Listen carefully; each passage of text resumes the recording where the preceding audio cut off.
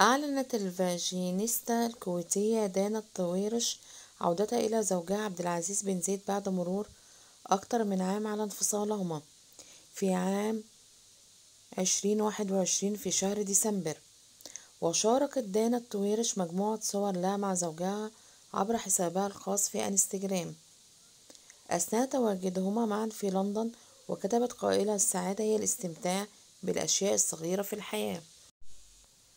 وقدم العديد من المشاهير والمتابعين التهاني لدانا وزوجها، متمنيين لها حياة سعيدة بعيدا عن المشاكل، منهم الفنانة فخرية خميس، والفاشينيستا السعودية عبير صندر، والفنانة ليلى عبد الله، وتمنوا لها السعادة والسرور، وغيرها وكثيرا من الفنانين.